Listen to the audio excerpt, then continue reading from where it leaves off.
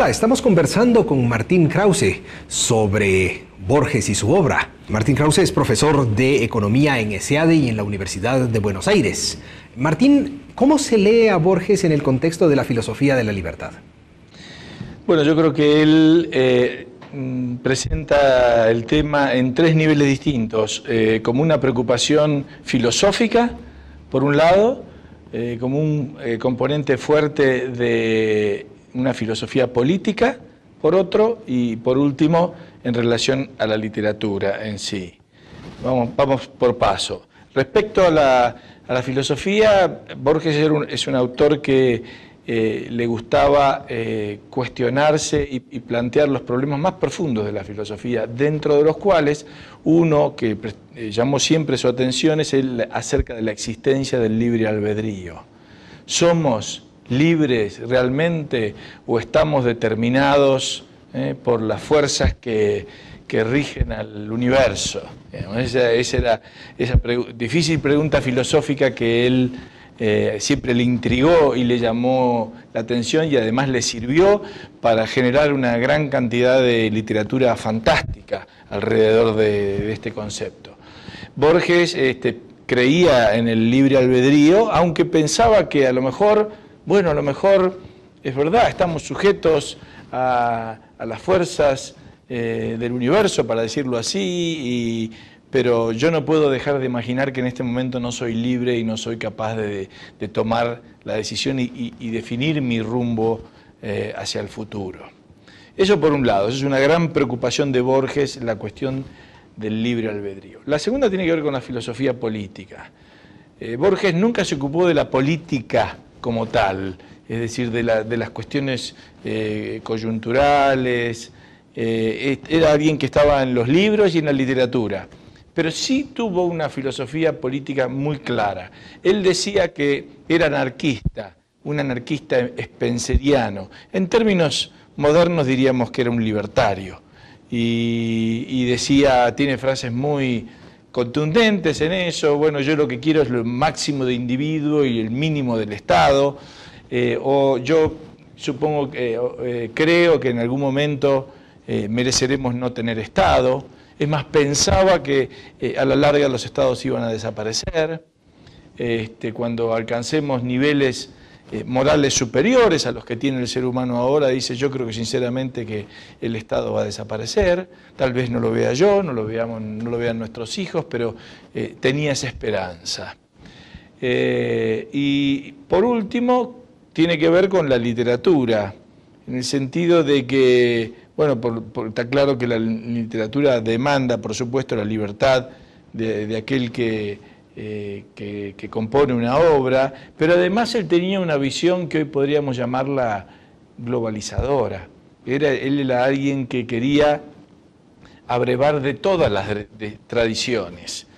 Entonces no quería, le parecía pequeña, digamos, aquella actitud de algunos autores que querían centrarse en una tradición meramente argentina, nosotros diríamos criolla, gauchesca, y él quería, por el contrario, quería que esa misma tradición se vinculara con todas las tradiciones del mundo. O sea que desde ese punto de vista era un autor que ahora le diríamos globalizado. Entonces Borges pasa de golpe de un pueblo de la provincia de Buenos Aires, o de un cuento o de una letra de un tango, a citarte una saga escandinava, o Las Mil y Una Noches, o no sé, la literatura más clásica europea. Entonces utilizaba y tomaba elementos de todos lados, y en ese sentido mostraba un cierto grado de confianza, porque él decía, nosotros que vivimos acá en este lugar un poco alejado del mundo y pequeño, no tenemos por qué sentirnos menores, tenemos que mostrar lo nuestro, pero a la par con todo lo demás. Así que creo que era en ese sentido su contribución a abrir nuestra mente a toda la literatura del mundo es muy importante. Y esto debe haberle ganado enemigos.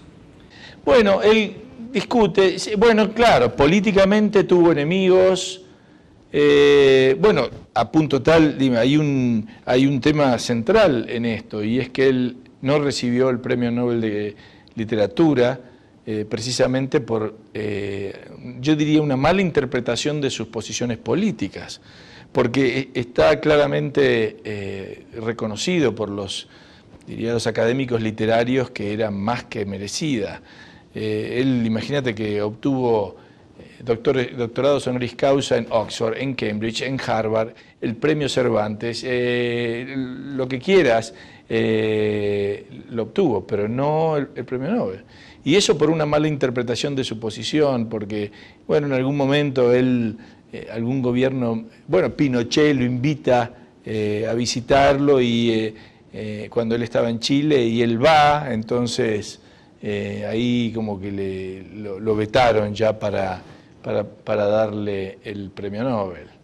Y él, yo creo que más que nada lo que tenía, no era alguien que estaba en la política del día a día, él tenía más bien una visión épica de los militares, por una cuestión de historia en su familia y porque admiraba, aunque él era muy tímido y hasta él dice era cobarde, precisamente admiraba acciones de valentía que podía encontrar en las historias de grandes hazañas militares de algunos individuos. Entonces le tenía como ese respeto y los veía así, pero estaba lejos de la política diaria. Partidaria o la sí, política nacional. Lejos de la política partidaria, por supuesto. Bueno, aunque en un momento, es muy gracioso, en la Argentina él se afilia, se hace miembro del Partido Conservador.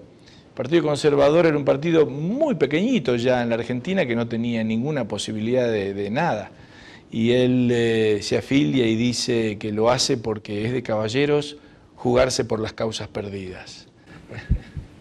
Es de caballeros jugar sí, por las sí, causas perdidas. Es caballeros. Martín, ¿cuál es tu obra favorita de Borges? Bueno, ¿tienes una? Muchas, pero hay dos libros que son un conjunto de cuentos, uno que se llama El Aleph y otro que es Ficciones. Tal vez allí está lo mejor de Borges. Borges nunca escribió una novela, no vas a encontrar ningún texto de Borges que tenga más de 20 páginas.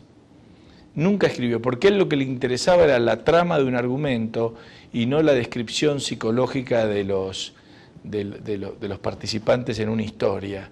Entonces él escribía cuentos cortos, pero cuentos cortos muy ingeniosos, muy fantásticos, a punto tal de que hoy hay cantidad de autores de ciencia ficción que se basan en Borges.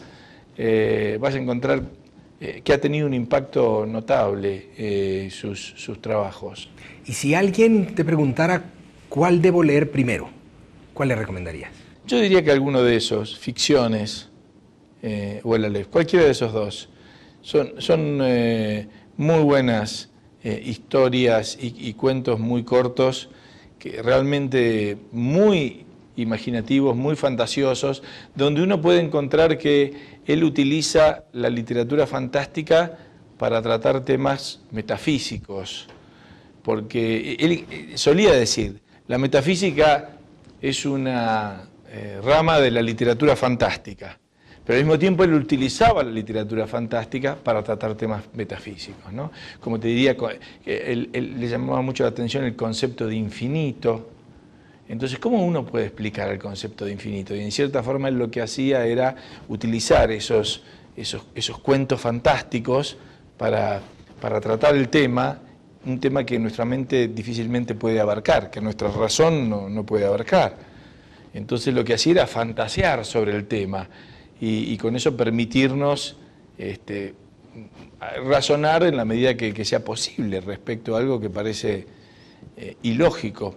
Sí, tal cual.